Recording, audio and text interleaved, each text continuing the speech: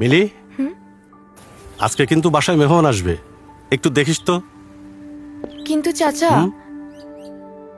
আজকে তো আমার ম্যাচ আছে।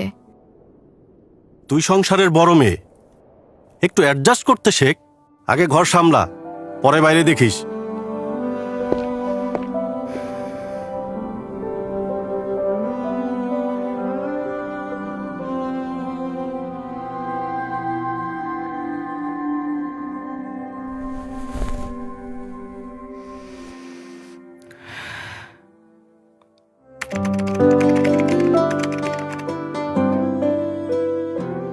কিরে আপু, তোর না আজকে ফুটবল ম্যাচ?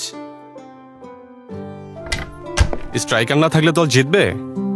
আজকে মেহমান আসবে তো, আমি কি করব?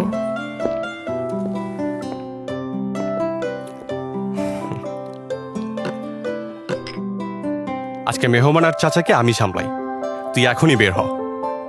আর শোন, গোল না দিলে কিন্তু তোর খবর আছে।